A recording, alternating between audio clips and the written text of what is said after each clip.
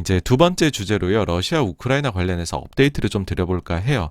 특히나 이제 과거 사례를 조금 가지고 왔다는 거, 요거를 한번 눈여겨보시면 좋을 것 같습니다.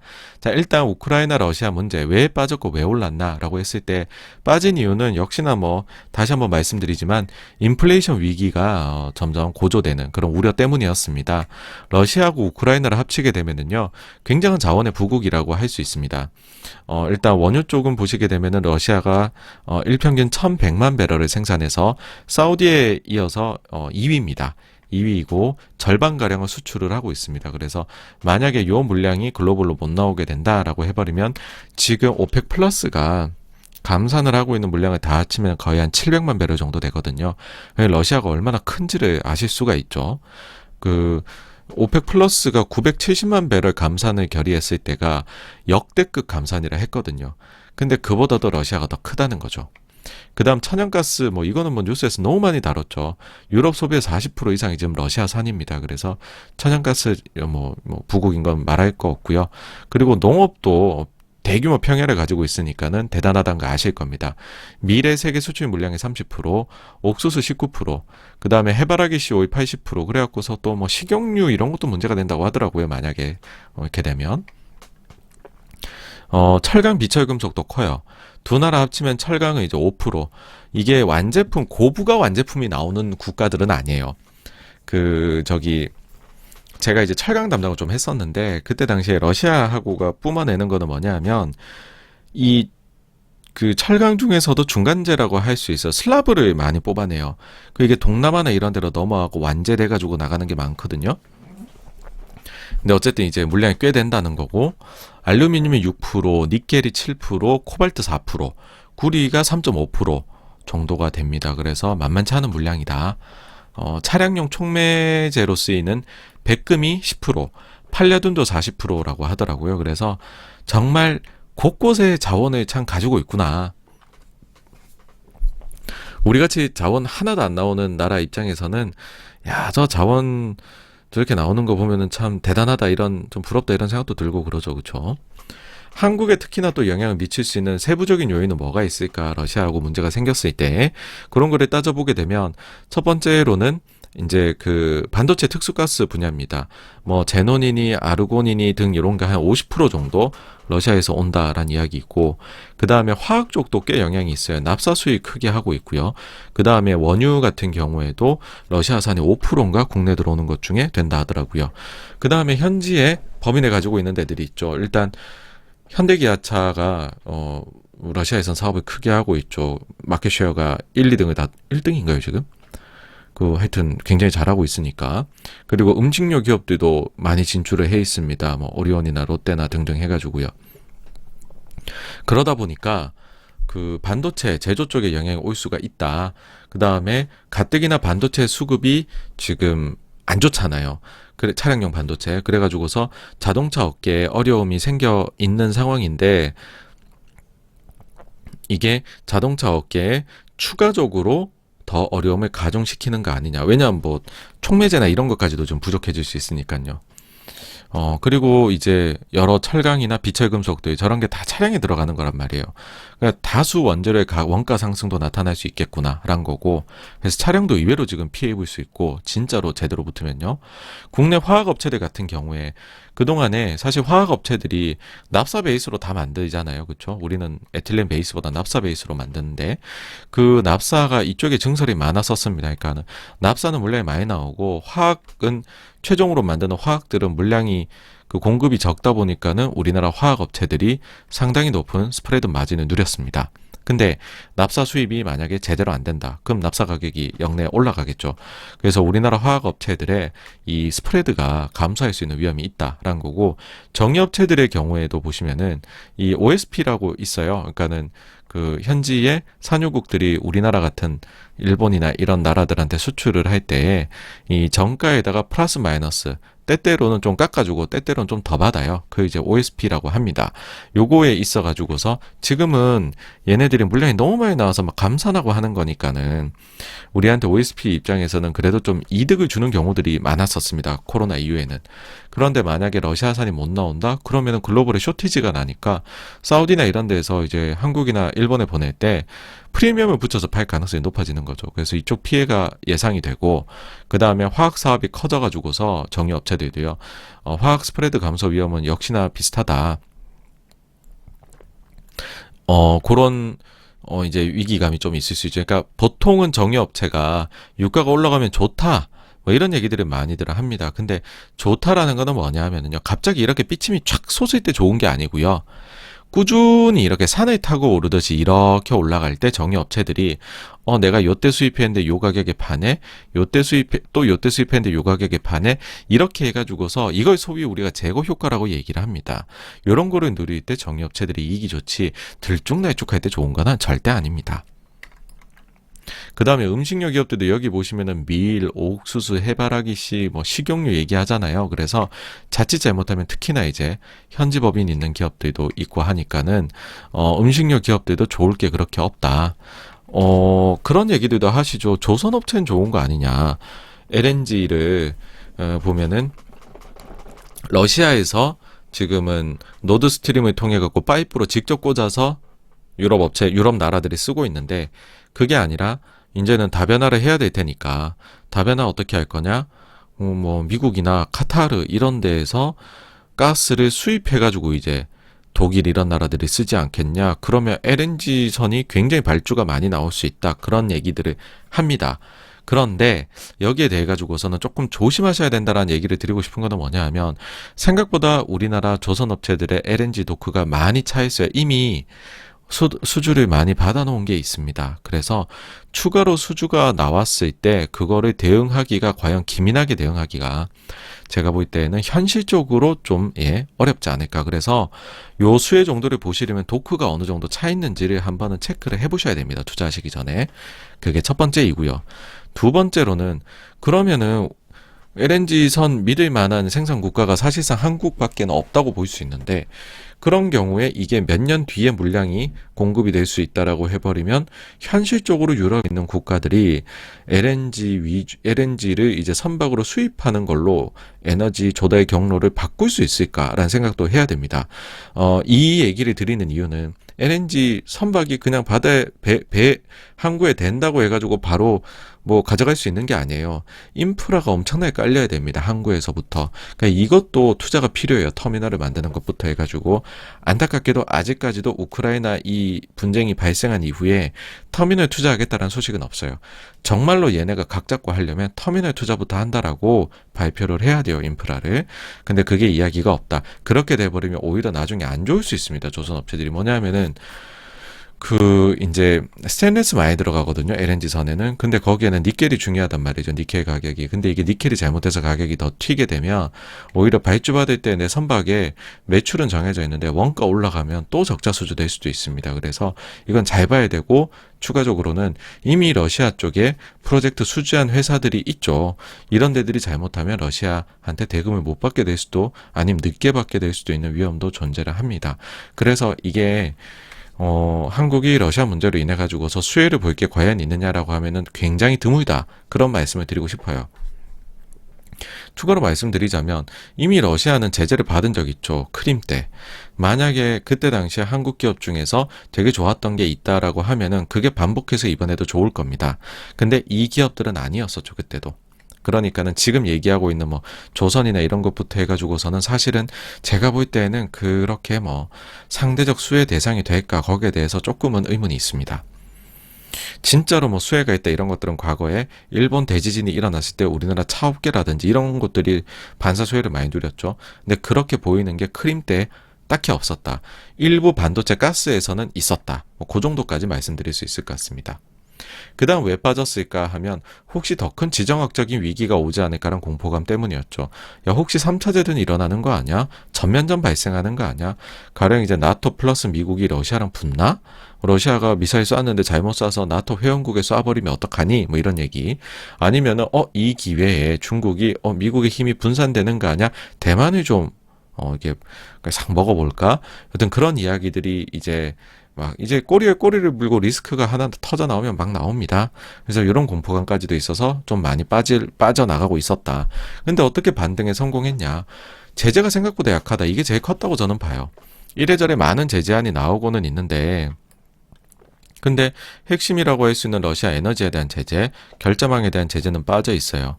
우회를 좀 하면은 별반 다르지 않게 러시아 살 수가 있습니다. 그러니까 약했다라는 거고, 그러니까 미국 얘기입니다.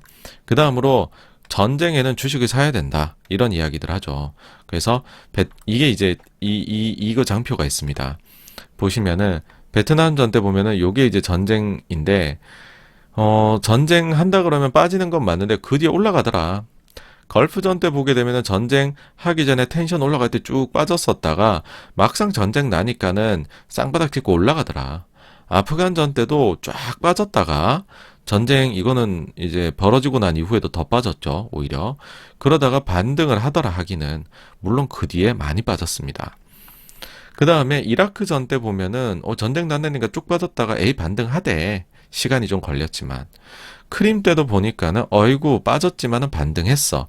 그러니까는 침략에 살아. 막 이런 얘기를 했고 이게 아주 널리 회자가 되면서 사람들이 전쟁 났어 빠지네 사야지 이런 심리를 했던 거죠. 근데 여기에는 이제 물론 그렇게 보이실 수도 있는데 사실은 이게 이 삐침이 작은 건 아니에요. 여러분들 항상 주의하셔야 되고 그 다음에 또 제가 볼 때 만약 이거는 사실 좀 국지전적인 성격들이 강해요. 근데 전면적으로 붙었었던 세계 1, 2차 대전 때 미국이 참전한 이후 결과를 보시면 30% 20% 이상의 빠진 상태에서 추가 하락이 또 있었습니다. 이때 당시에. 그래서 이 전쟁에 대해서는 이거는 너무 단기간에 배팅은 절대 금물이라는 걸 다시 한번 말씀드리고 싶습니다. 마지막으로 왜 올랐을까라고 해보면 중앙은행들이 긴축을 좀 늦추지 않을까라는 것도 분명히 작동했습니다. 실제로 이제 아까도 말씀드렸지만은 오스트리아 중앙은행 총재 그런 이야기를 했고 영란은행 총재도 그런 류로 이야기를 했어요.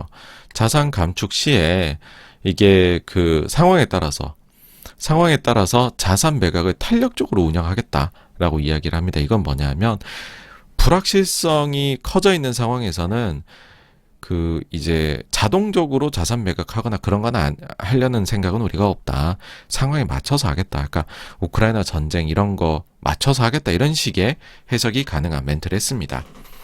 네, 다시 한번 말씀드리지만 연준은 그런 거 없습니다. 미국은 미국이죠. 유럽은 딴 나라니까요. 일단 이제 EU에 대해서 말씀을 좀 드려봤고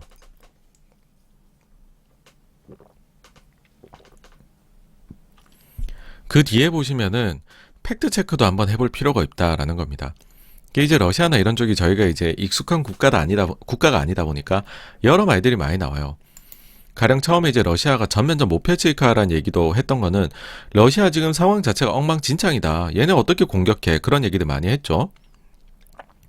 근데 이제 그 대표적으로 이야기했던 게 주가였었죠.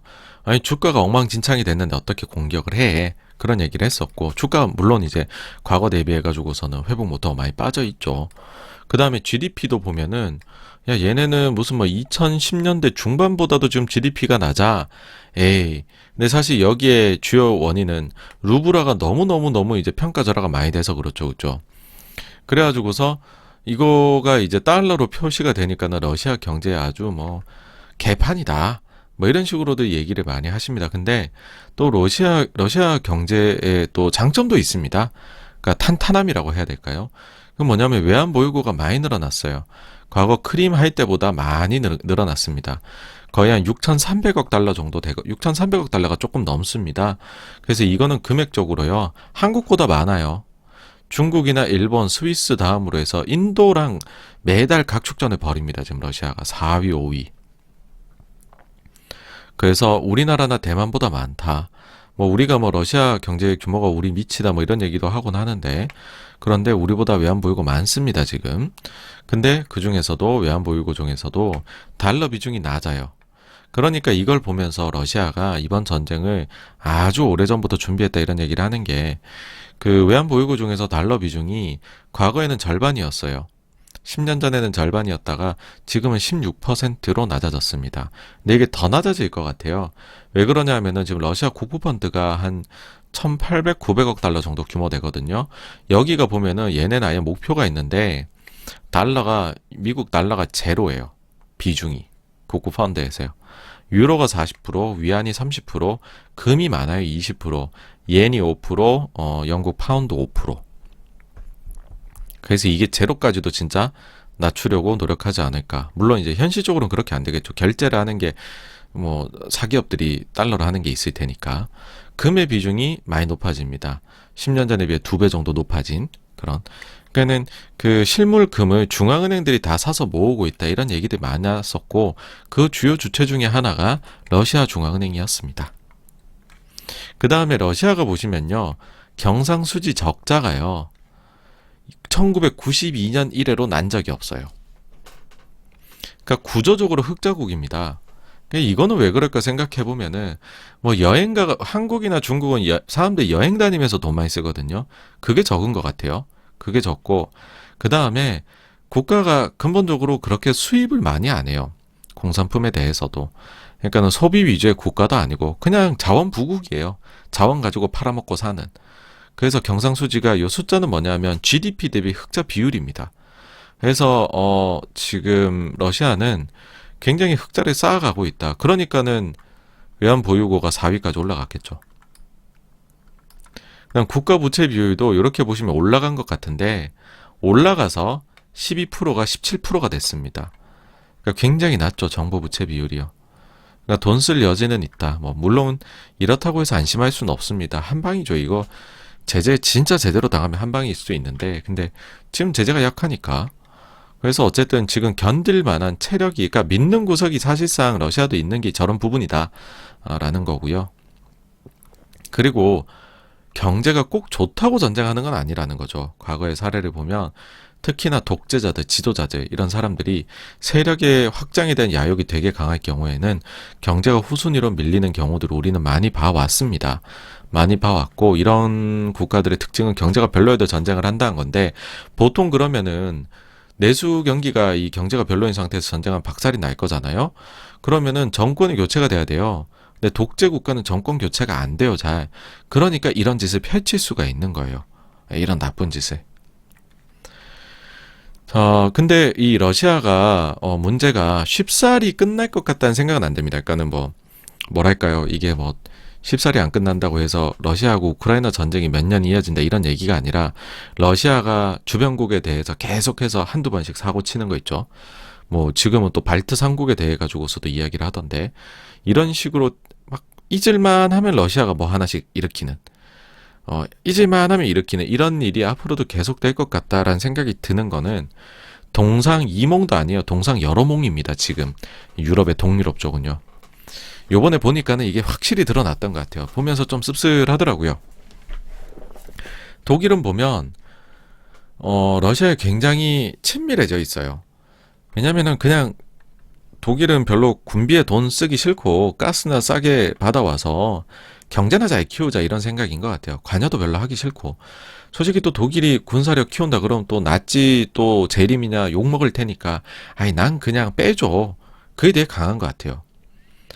사실은 리더십을 발휘해야 되는데 지금은 영국은 보면 브렉시트 이후에 대륙에 대한 주도권이 많이 낮아졌잖아요. 이번에 보시면 제일 먼저 제재안 발표했고요, 영국이. 그 다음에 제일 먼저 그 군수 물자나 지원 이런 것들을 우크라이나에 보냈거든요. 이거는 제가 볼 때는 주도권을 이번에 회복을 하고 싶어 하는 것 같아요, 영국이. 영국 주도의 나토라는 생각이 있는 것 같아요, 유럽에서는. 근데 프랑스는 이거 방관할 수 없죠. 네가 왜? 내가 할 거야. 거기다가 프랑스는 현실적인 이유도 있는 게 만약에 나토 예산이 증가를 하게 되면 군비가 증가한다는 거죠. 그럼 무기 많이 산다는 거잖아요. 육해공 전부 다 원천 기술을 가지고 생산한 나라가 이제는 유럽에 프랑스밖에 안 남았어요. 유럽에서는. 그러니까 프랑스 입장에서는 군비를 우리가 나토가 늘린다고 우리 경제 살아나. 그러니까 프랑스가 이번에 마크롱이 저렇게까지 이제 그 주도권을 잡으려고 나서는구나. 그런 생각이 들더라고요. 나토 쪽 이렇게 여기서는 텐션을 올리면 올릴수록 프랑스는 실제 전쟁만 안 치르면 최대 수혜가 맞아요. 군사의 이 생산이 되기 때문에. 미국의 경우에는 아프가니스탄 최근 철군할 때 안 좋았잖아요.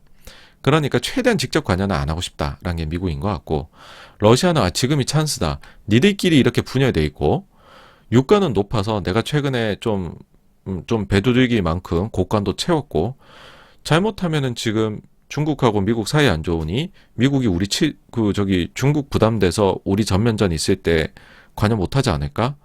지금이야. 오케이. 찬스로 여긴 것 같아요.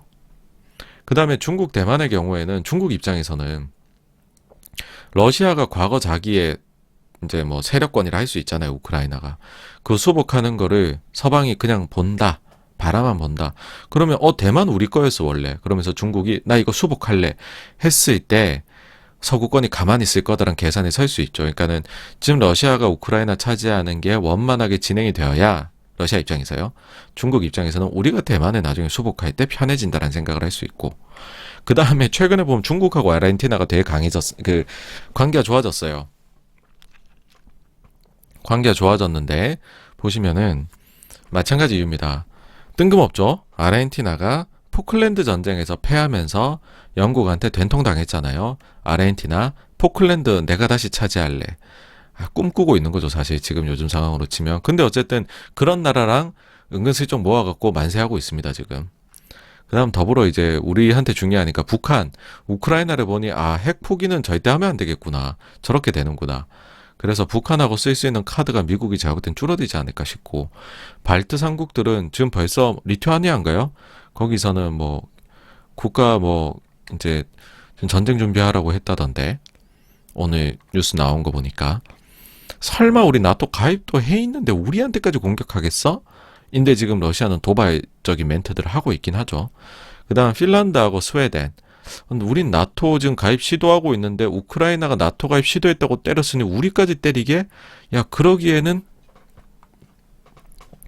러시아 니네 너무 부담되지 않니? 라고 하지만은 지금 핀란드에 대해서 러시아가 굉장히 또 강한 압박을 보내고 있는 게 현실이긴 합니다. 그래서 이게 보시면은요, 너무 주체가 많고 너무 꿈꾸는 게 달라요. 그래서 이쪽은 동유럽 쪽은 구소련 지역은 해결이 쉽지가 않다.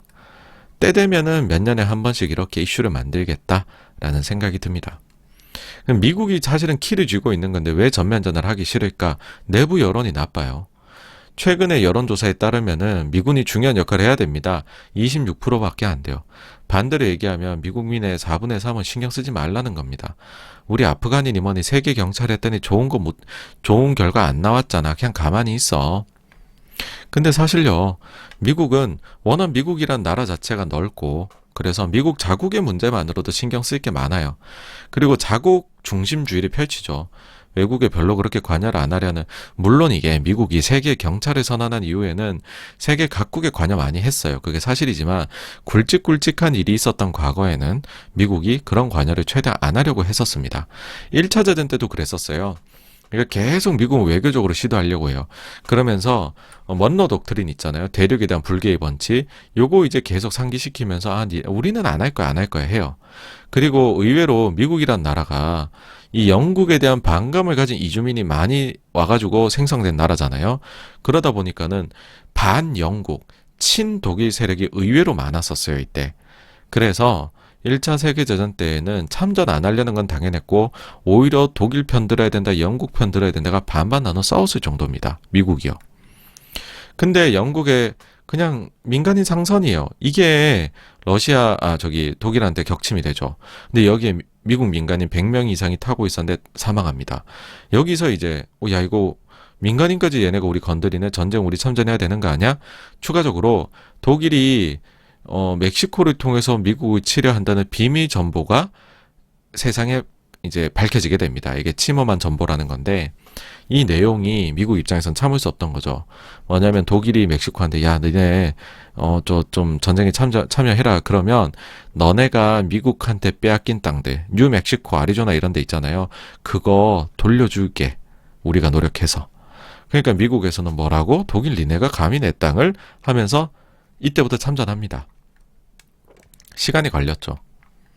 2차 세계대전 때는 어떠했었냐 하면은요, 이때도 계속 안 휩쓸려 가려고 노력을 했으나 일본이 진주만 습격을 해버립니다.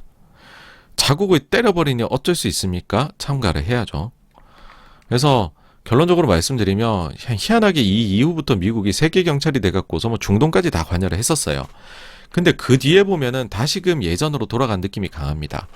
가급적 이제 이게 트럼프 때부터 그런 것 같아요. 참가 잘 안 하려고 하고 있는 모습인데, 이게 사실은 원래 미국의 모습이긴 해요. 별로 이제 관여 안 하는. 그래서 이제 원래 그런 모습이고 이게 지금은 우크라이나 쪽에서도 나타나고 있는 거다. 근데 다만 미국이 관여되어 있지 않다라고 해서요. 또 큰 규모의 전쟁이 발생하지 않는 것도 아니다라는 겁니다. 큰 규모의 전쟁이 발생하고 미국이 뒤늦게 들어간 사례들을 보셨죠. 그렇죠? 그래서 결론적으로는 전쟁에 대해서는 함부로 예단하지 말자. 예, 이고요. 그 다음에 러시아는 보면은 푸틴이 굉장히 나쁜 행동을 했잖아요, 지금. 근데 나쁜 행동을 과거도 여러 번 했어요. 근데 거기에 대한 피드백을 제대로 못 받은 거죠. 그러면서 나쁜 아이로 자라났어요. 흔히 말하는 이 스포일드 차일드가 된 거예요. 왜냐하면 잘못된 시그널이 계속 왔던 건데, 대표적으로 들어보면은 이 세 가지 사례 말씀드릴 수 있습니다. 첫 번째는 체첸이죠.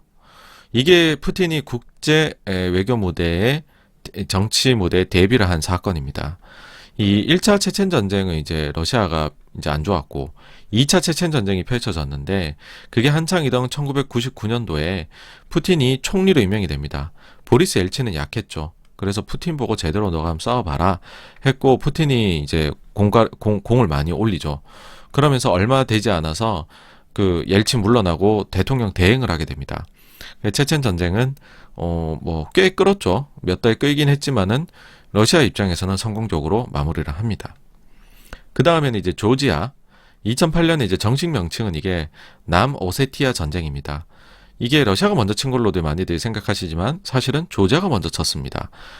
이때 부시였던 걸로 기억하는데 우리가 너네 뒤를 봐줄게 라고 해서 조지아에서 이걸 오판합니다. 미국이 우리 편 들어서 전쟁까지 같이 해줄까 싶었는데 미국이 손 빼버리죠. 그러면서 이제 여기에 동맹인 러시아가 참전해서 조지아 쪽을 확 쳐버립니다.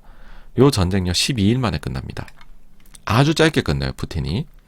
그 다음에 2014년도에 크림반도 분쟁이 있었죠. 크림 분쟁이 있었는데 2014년도 3월 1일에 러시아 상원에 군투입을 요청하고 지금이랑 똑같죠. 무장병력이 투입됩니다.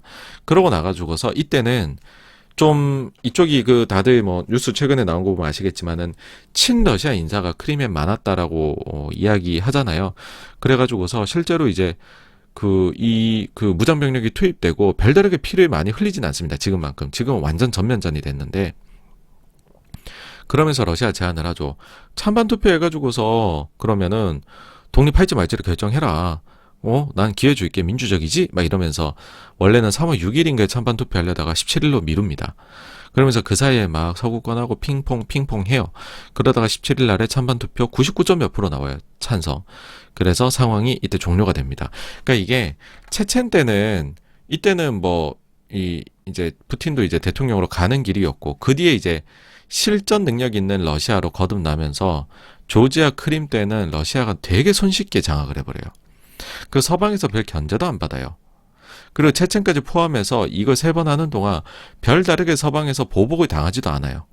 그러니까 쉽게 전쟁하고 서방이 쉽게 인정을 해줬다. 그러면서 이 잘못된 이런 시그널, 피드백 속에서 푸틴이 나쁜 아이가 된 거죠. 근데 여기서부터가 이건 사실은 이제 저희가 역사에 대한 거고 역사에 대한 부분들 이런 것들은 저희가 주식하면서 공부를 해야 되지만 실제로 그래서 가격 반영이나 아니면 우리가 좀 주식적으로 참고할 만한 게 뭐가 있어요. 이런 게 이제 저희는 궁금한 거잖아요.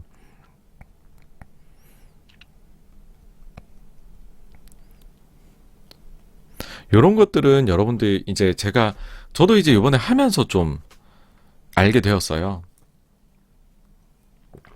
미리 알았다라면 더 좋았을 텐데 보니까는 공통점으로 발견되는 게 유가가 높을 때 침략을 한다는 겁니다. 체첸 때가 이때 보시면 99년도 8월이거든요. 근데 98년도 11월 달에 모라토리엄 선언도 있고 동아시아 금융이 이제 외환위기도 오고 하면서 유가가 20불 아래까지 떨어지더라고요. 그랬는데 이게 99년 8월에는 더블이 됩니다. 거의 40불이 회복이 돼요. 그러니까는 러시아가 전쟁을 할 만한 체력이 좀 마련됐다. 이제 그 다음에 조지아 때는 어땠냐면 2008년도잖아요. 여러분들 잘 아실 겁니다. 조지아 이 전쟁하기 직전에 유가가 150불이었습니다, 여러분. 그러니 러시아가 전쟁할 힘이 있죠. 크림반도 점령할 때 2014년도 2월 달에는요. 유가가 이때 120불이었습니다. 그러니까 본인들의 힘이 강할 때 이거 주체 못하고 전쟁을 하는 거예요. 이게 일단 공통점 첫째고요. 두 번째로 특이합니다. 이게 전쟁이 있은 이후에는 유가가 급락을 해요. 체첸 그 이후에 주가가 슬슬 떨어지기 시작해요. 그러고 나서 전쟁 끝나고 나서 2001년도 11월에는요. 저점이 30달러까지 급락해요. 40불이었던 게. 그 다음에 조지아를 보시면요. 2008년에 전쟁하잖아요. 12일 만에 끝나요. 근데 2009년 1월 달까지 유가가 50달러로 급락합니다. 물론 이거 금융위기 겹친 결과긴 해요. 네. 그치만 어쨌든 150불이 50불이 된 거죠. 그 다음 크림 때는 어땠냐면 14년 2월에 120불이었던 유가가 3월에 이제 점령하고 그 뒤부터 유가 계속 빠져요. 2016년도 2월 달에 40달러까지 급락을 하게 됩니다. 그래서 공통점이 높을 때 침략한다. 그 이후에 유가가 급락했다. 그리고 또 한 가지가 요건 이제 S&P 500입니다. 요 차트 3개는 증시가 하락한다는 겁니다. 체첸 때 어떻게 했느냐. 전쟁이 99년부터 해서 2000년 5월까지 됐잖아요. 2000년 5월까지 해서 전쟁이 딱 끝나고 난 이후에 원래 다들 그랬잖아요. 전쟁에 살아 그랬는데 이때는 그 전쟁에 샀어요. 오, 올라가요. 전쟁 딱 끝났어요. 조금 더 올라가나 했더니 급락을 해버립니다. 1500포인트가 800포인트 이때는 이제 IT 버블하고 겹쳐요. 또 이게 그러니까 사실 이게 러시아만의 요인이라 보기는 어렵습니다. 이때는 IT 버블이 닷컴 버블이 있었고 그 다음 조지아 때는 금융위기가 있었어요. 그 뒤에 조지아 때 보시면은 2008년도 8월 한 달 동안 이제 보름 동안 전쟁했다 했죠. 요때요. 진짜 바이디 인베이전이네. 전쟁 때 사야 되네. 살짝 올랐잖아요. 그러고 나서 금융위기여서 이제 나락으로 가버렸죠, 이게. 크림 때는 올랐어요. 크림 때는 이제 3월에 전쟁 시작해갖고 주가가 좀 오르다가 이제 또 떨어지기도 했지만은 뭐 하여튼 요때는 이제 그 뒤에는 요때 생각해 보시면은 2015년도 하반기에 중국이 갑자기 위안화 평가절하 한 방에 해버리고 하면서 미국이 그나마 버텼고 다른 신흥시장이나 이런 데는 주가가 많이 하락하긴 했었습니다. 이때도. 근데 시차가 좀 크잖아요. 이거는 올라가다 이렇게 된 거네요. 1년간 더 올라가다가. 그래서 크림 때는 예외적으로는 올랐다. 그래서 이 3개 사례 중에 2번은 급락이었고 한 번은 조금 올랐다. 10% 가까이. 그렇게 얘기 드릴 수 있는데 2번이 좀 강렬해요. 참 미묘하게도 체첸 치고 나니 닷컴 버블, 조지아 치고 나니 금융위기가 왔던 거죠. 그 다음 4번째로는 연준이 긴축에 나서는 시기에 보통 전쟁을 하더라라는 겁니다. 체첸 때가 닷컴 버블 전에 그린스판이 금리 인상 계속해 나가거든요. 이때 98년도 하반기부터 2000년 5월까지인가 금리를 인상을 해요. 계속해서 4.75에서 6.5%까지 금리 인상을 합니다. 근데 체첸 전쟁 99년 8월이었나요, 아까? 그렇죠. 99년 8월부터 2000년 5월까지 하죠. 딱 연준의 긴축 사이클하고 거의 흡사했습니다. 물론 조지아 때는 달라요. 이미 이때는 서프라임 모기지 사태에 대한 우려가 생겨나기 시작을 했던 2007년도 하반기부터 생겨났잖아요. 그때부터 주가 빠지거든요. 한번 빠지고 2차 하락인 건데 이게. 그래서 이때는 오히려 금리 내려가기 시작하는 시기예요. 그러니까 긴축과 거리가 멀었던 시기입니다. 조지아 때는. 크림 때는 2014년 하면 딱 여러분 뭐가 떠오르십니까? 연준의 테이퍼링이 있죠. 그래서 유가는 오르고 내리는 거는 공통. 증시가 하락하는 거하고 연준 긴축은 3번 중에 2번. 이렇게 보시면 될 것 같습니다. 그럼 왜 이런 일이 일어났을까를 한번 끼워 맞춰보죠. 뒤에 이거는 사실은 사후적으로 끼워 맞춰보는 거예요. 왜 그럴까? 유가가 높을 때 러시아는 굉장한 자신감을 내보이는 것 같아요. 특히 푸틴이. 우리 경제 좋아. 막 이러는 것 같아요. 근데 또 이거를 반대로 얘기하면 유가가 높다라는 뜻 자체는 경기가 되게 그때가 좋았다라는 뜻이고 경제가 피크였다라는 걸 뜻한 것은 아닐까. 그러니까는 유가가 높을 때 그러니까 이게 후행적으로 제일 늦게 이제 매수한 사람인 거죠. 주식으로 치면은 꼭지에 산 거예요. 꼭지에서 더 좋아지지 않을까 진짜 좋네 하면서 야 이럴 때 전쟁해야지 하는데 시작하고 나면 유가가 빠져요. 그러니까는 그게 이제 그 후행 주자가 아, 지금이야. 매수할 때가 그런 자신감을 보일 때가 피크라는 거죠, 보통. 혹시 그런 건 아닐까라는 건데, 그래서 그 뒤에는 경제가 자연스럽게 피크아웃 하면서 혹시 유가가 내려갔던 게 러시아가 전쟁에서 내려간 것처럼 보이는 건 아닐까라는 게 개인적인 생각이 들더라고요. 이런 생각을 더 강화를 시켜줬던 거는 연준의 긴축하고 시기가 겹친다는 거였습니다. 연준이 왜 긴축을 하겠습니까? 경제가 되게 뜨거워지고 있으니까는 이제는 우리가 완화책을 걷어들여도 되겠다 싶으니 긴축에 나서는 거잖아요. 이게 이제 뭐 피크 아웃하고 동의어는 아니지만 어쨌든 경제가 좋다라는 표현은 되겠죠. 긴축에 나선다는 것 자체가. 그 다음에 주가 하락이 크게 나타난 것도 우연으로 사실은 보여요. 이거는. 근데 이건 역시도 경기 피크아웃하고 좀 연결해 볼 수 있지 않을까라는 생각은 듭니다. 그래서 뭐 이제 러시아는 이런 좀 과거 사례들의 공통점이 있다는 것까지 말씀드렸는데, 아 맞다, 한 가지 이 중요한 거 말씀을 안 드렸네요. 지금 최근에 외신들에서 살포시 나오고 있는 썰이 있습니다. 이 이제 음모론이죠. 저희는 또 역시나 이런 기본적인 분석에 대해 음모론을 상당히 좋아합니다. 음모론을 좋아하는데 어떤 음모가 있냐 하면 유가가 빠지더라는 거예요. 러시아가 전쟁을 하면. 지금 여러분들 모든 선진국들의 최대 관심사가 뭡니까? 인플레가 너무 높다는 거죠. 낮추고 싶죠. 유가가 빠지면 낮아질 수 있는 것 아니냐. 근데 그래버리면 과거 사례들을 보면 주가가 크게 빠졌었잖아요. 그쵸? 근데 예외가 하나 있죠. 크림 때. 크림 때에는 미국은요, 박스로 버텼어요. 다른 나라들이 빠졌지. 위험한 도박에 나설 수 있다는 얘기가 나오고 있는 게 이겁니다. 왜 미국이 이런 러시아에 어떻게 보면 러시아를 자극하는 것 같잖아요. 얘 며칠에 공격할 것 같은데 안 했네. 아니야 4일 뒤에 할 것 같은데 안 했네. 아니야 내가 볼 때 할 것 같은데 내 감인데 막 약간 약 올리듯이 얘기를 한단 말이에요. 물론 미국이 엄청난 정보력일 수도 있어요. 미국이 말한 대로 지금까지 다 흘러오긴 했지만, 근데 어쨌든 그걸 봐서는 어떤 느낌도 있냐면 혹시나 미국이 2014년 때를 재현해 낼 수 있다면 인플레는 확 낮추면서 가능한 시나리오 아니냐. 이게 지금의 떠오르는 여러분들 음모론입니다. 자, 그 다음에 지금 주말 동안에 또 여러 좀 좋지 않은 소식들이 나오고 있죠. 지금 얘기 나온 게 여기가 발트 3국입니다. 에스토니아, 라트비아, 리투아니아. 여기에 대해가 여기 나토 가입국들이에요. 예전에 이제 러시아 구소련의 위성 국가들이긴 했지만은 여기에 대해 가지고서도 러시아가 너네도 지금 좀 나서지 마 막 이러면서 지금 위협을 보내고 있죠. 그래갖고서 이제 전시에 준하는 상황에 지금 이르렀다라고 이야기가 나오고 있고, 그 다음에 여기 이제 핀란드하고 스웨덴이 아직 나토에 가입을 안 했는데 여기가 이제 가입을 하려고 얘기를 하고 있죠.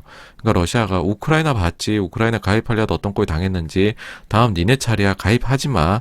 특히나 핀란드 같은 경우가 지리적으로 보면은 러시아한테 여기 제2의 도시이지만은 사실상 또 서구인들에게는 제1의 도시처럼 러시아한테 여겨지는 세인페테스부르크 같은 경우가 여기에 가깝잖아요.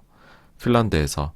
그러니까는 여기에 혹시나 무기가 배치되면 어떡하느냐라는 걱정을 할 수가 있죠. 그래서 핀란드에도 강력한 지금 압박을 보내고 있습니다. 그래서 뭐 사실 지난번 크림 때도 그랬어요, 여러분. 크림 때 어땠냐면 러시아가요, 흑해 막 넘어가고 터키까지 막 비행기 날아다니고 난리였어요. 루마니아에도 러시아 막 가고 그랬었어요. 그러니까 이때도 카자흐스탄도 막 러시아가 막 비행기 보내고 훅훅 하고 해가지고 전쟁이 확전되는 거 아니냐라는 우려를 했는데 크림에서 끝이 났었습니다. 그러니까 이번에도 지금까지는 크림 때랑 굉장히 비슷한 면이 많아요. 물론 전면전의 양태는 차이가 굉장히 큰 차이긴 하지만, 그래서 지금 이런 뉴스가 나온다고 해서 와 핀란드하고 당장에 지금 뭔 일 일어나고 여기 나토 가입국인데 미국 유럽 자동 참전하고 이런 거냐라고 하면 그건 아니다. 그러니까 이거는 예상 못하는 거고 계속 봐야 된다. 그 정도까지 말씀을 드릴 수가 있을 것 같습니다. 그래서 여기까지가요, 러시아 우크라이나에 대한 업데이트고요. 아마 다음 주에도 또 추가 업데이트를 해야 되겠죠. 네. 그래서 다음 주에도 한번 업데이트를 드리도록 하겠습니다. 자, 여기까지가 두 번째 주제에 대한 내용이었고요. 다음으로 넘어가겠습니다.